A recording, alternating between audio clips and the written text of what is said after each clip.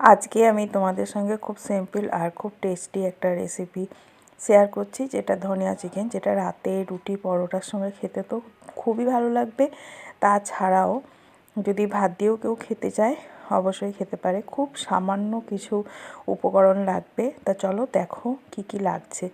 তা আমার এখানে 1.5 কিলো মতন চিকেন রয়েছে, যেটা আমি ধুয়ে নিয়েছি। আর নিয়েছি কিছুটা পেঁয়াজ কুচি আর কিছুটা রসুন কুচি আর কিছুটা টক দই, যেটা নুন দিয়ে এখানে অলরেডি ফেটিয়ে রেখে দিয়েছি। আর এটা হচ্ছে কাজু চারমগজ বাটা, আর এটা ধনেপাতা আর কাঁচা লঙ্কা কিছুটা পেস্ট করে রেখেছি। এবার দেখো চিকেনটার মধ্যে আমি কিছুটা নুন আর হলুদ দিয়ে মাখিয়ে রাখবো। আর এইদিকে কড়াইতে আমি বসিয়ে দিয়েছি, যেখানে আমি একটু তেল দেবো। আর তেলটা সাদা তেল ইউজ করছি, কারণ আমি গোটা রান্নাটা সাদা তেল ইউজ করব। আর খুবই সামান্য অল্প তেলে রান্না করব, কারণ বাড়িতে রেগুলার খাওয়া অল্প তেলেই ভালো। তা সেই জন্য আমি দেখো অল্প তেলে রান্না করলেও রান্নাটা খুবই ভালো হবে। তাই খুবই সামান্য তেল দিয়েছি, তার মধ্যে গোটা গরম মশলা আমি ফোড়ন দিয়ে দিলাম। গোটা গরম মশলার পর এরপর আমি কিছুটা রসুন কুচি সেটা আমি ফোড়নে দিলাম। এরপর রসুনটা একটু হোক, দেখতেই পেলে অলরেডি আমার রসুনটা লাল লাল হয়ে গেছে। এরপর আমি পেঁয়াজ কুচিটা দিয়ে দিলাম। তা এক্ষেত্রে পেঁয়াজটা আমি খুবই ছোট ছোট করে কুচিয়েছি, কেউ পারলে এটাকে বেটেও দিতে পারো, কিন্তু আমি পেঁয়াজ বাটা ইউজ করিনি। রসুনটাও তাই বেটে চাইলেও দেওয়া যায়, কিন্তু আমি রসুন কুচি পেঁয়াজ কুচি যাতে মুখে একটু পড়ে, কারণ গ্রেভিটা খুবই ক্রিমি হবে তো। তা আমি এই রান্নাটার ক্ষেত্রে অতটা ক্রিমি ব্যাপারটা চাইনি, ওই জন্য একটু যাতে মুখে পড়ে ওই জন্য পেঁয়াজ আর রসুনটা আমি কুচি কুচি করে দিয়েছি। তাছাড়াও আমি কিছুটা টমেটো কুচিও দেবো। তা এরপরে ভালো করে একটু ভেজে নিই, অল্প একটু নুন দিয়ে এটা আমি ভাজছি। আর চিকেনটা দেখো অলরেডি কিছুক্ষণ হলো ম্যারিনেটটা হচ্ছে। তা খুবই সামান্য কিছু উপকরণ লাগে, যেগুলো বাইরে থেকে খুব যে দৌড়ঝাঁপ করে জোগাড় করতে হবে তা নয়। ঘরোয়া সমস্ত উপকরণ দিয়ে খুব সুন্দর হয় ধনিয়া চিকেনটা। আর এই যে ঠান্ডা চলে যাচ্ছে, আর তো ধনেপাতাটা সেরকম অ্যাভেলেবেল পাওয়া যায় না। শীতকালে যতটা ফ্রেশ ধনেপাতা পাওয়া যায় সারা বছর পাওয়া যায় না।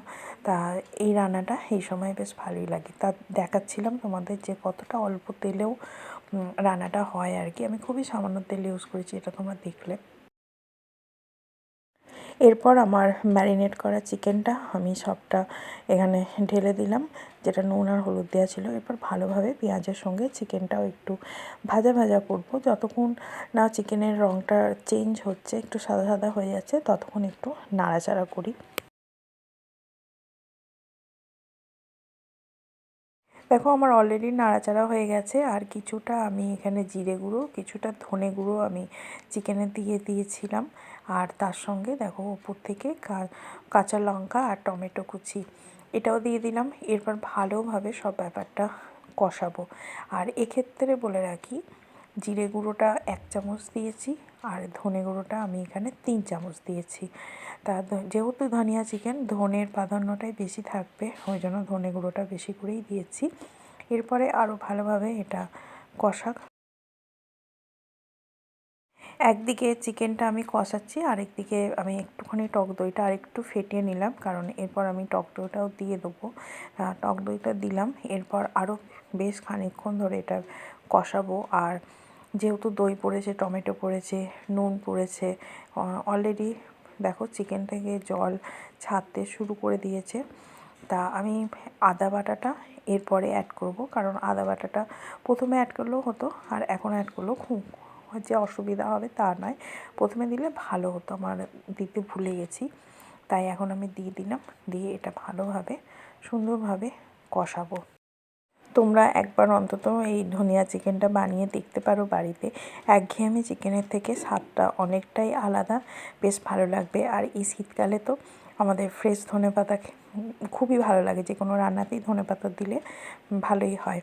তা এরপরে দেখো আমি যে কাজু চারমগজ পেস্টটা করে রেখেছিলাম সেটা দিয়ে দিলাম। সেটা দিয়ে আবার নাড়তে থাকবো। আর দেখো চিকেন থেকে কতটা জল বেরিয়েছে। আমি কিন্তু এক্সট্রা করে বাইরে থেকে কোনো রকম জল অ্যাড করিনি। আর এখানে এই যে ধনেপাতা, তার সঙ্গে অনেকটা কাঁচা লঙ্কা পেস্ট করে রেখেছি। আর কিছুটা আমি চিনিও দিয়েছি, কারণ টক দই পড়েছে, টমেটো পড়েছে, একটু চিনি না দিলে রান্নাটা ব্যালেন্স হবে না। তাই খুবই সামান্য একটু চিনি দিলাম, দিয়ে আরও সুন্দরভাবে জিনিসটা আবার কষাতে লাগবো। চিকেনটা এখন আমি বেশ কিছুক্ষণ ধরে কষাবো, যাতে ধনেপাতার কাঁচা গন্ধটাও চলে যায় আর চিকেনের গ্রেভিটা আর একটু ঠিক হয়। তা আমি তো এখানে কোনো জল ইউজ করিনি, এটা সবটাই চিকেনের যেটা জল সেটাই। আর তোমরা যখন চিকেনটা বানাবে, যদি তোমাদের জলের প্রয়োজন হয়, তোমরা সেক্ষেত্রে গরম জল অবশ্যই ইউজ করো। আর চিকেনটা একদমই মিষ্টি হবে না, এটা একটা নুন ঝাল টক জাতীয় চিকেন হবে, যেটা রুটি দিয়ে খেতে খুব ভালো লাগবে। দেখো আমার একবারে কম তেলে রান্না করা ধনিয়া চিকেন দেখতে কতটা ভালো হয়েছে, খেতেও ততটাই ভালো হয়েছিল। খুবই টেস্টি টেস্টি ধনিয়া চিকেনের রেসিপি আমি তোমাদের সঙ্গে আজকে শেয়ার করলাম। রান্নাটা যদি ভালো লাগে অবশ্যই আমার পাশে থেকো। টাটা বন্ধুরা, তোমরা সবাই ভালো